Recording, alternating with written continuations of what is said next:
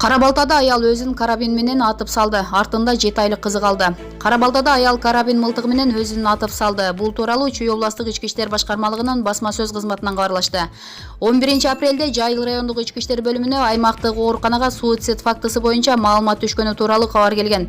Окуя болгон жерге дароо барган ыкчам иликтөө тобу 11-апрелде болжол менен саат 14:00 31 жаштагы жаран курал колдонуп өз жанын кыйганын аныктады. Алдын ала маалыматтарга караганда аял өзүнүн сол көкүрөгүнө аткан жана эсине келбей көз жумган. Өлөр алдында аял кат жазып, анын өлүмүнө эч кимди күнөөлөбөгөнүн суранган. Симонов өзүн өзү кубаттоочу карабини документ боюнча аялдын кайнатасы 59 жаштагы жаранга таандык. Кайнатасынын айтымында курал дайыма сейфте сакталчу. Ошол күнү келини аныкына конокко келип, кандайдыр бир жол менен ачкычын уурдап алган жана жанын кыйган. Аялдын жолдошу экөөнүн 7 айлык кызы бар экени аныкталды. Иликтөө иштери башталды. Булак барометр.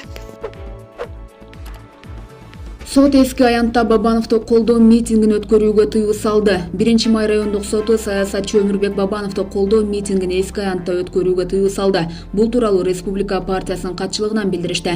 Буга чейин аталган партия 13-апрелде Бишкектин Эски Аянтында 10 000 адамдын катышуусунда саат 14:00дөн 20:00га чейин митинг өткөрүү үчүн мэрияга кат жолдогон. Андан соң 1-май райондук акимияты митинг өткөрө турган жерди чектөөнү суранып сотко кайрылган. 1-май райондук соту Эски Аянтта митинг өткөрүүгө тыюу салды. Учурда башка жакта караштырып жатабыз.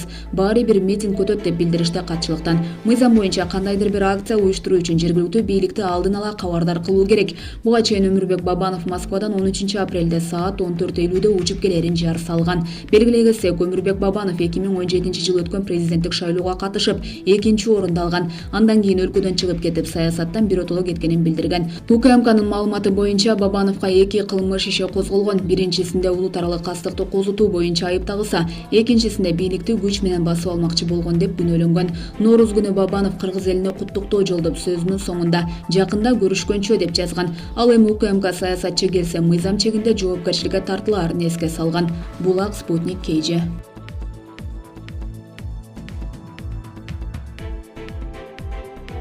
Атамбаев Бабановдун митингинде кан төккөнгө даярданып жатат. Бул тууралуу Желе KG жазып чыкты.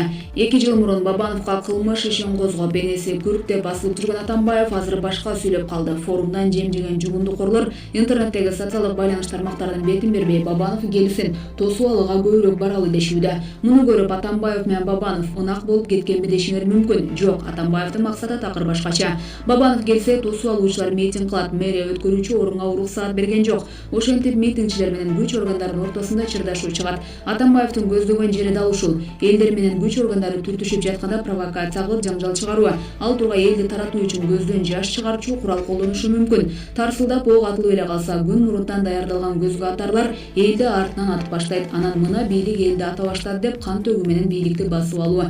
Бабанов эл чыгарат, Атамбаев колдонот. Жоопкерчилик Бабановдун мойнунда калат. Ошондуктан Бабанов шоу кылып, келем келбейм, любит не любит деп ромашка гүлүн жулгансыбай тынч эле келсе болмок. Ула мактанып ак элем периште болчумун дейт. Арты таза болсо коркпой эле келбейби? Элди козутуп жаңжалга даярданбай. Булак, Назар Ньюс, KG.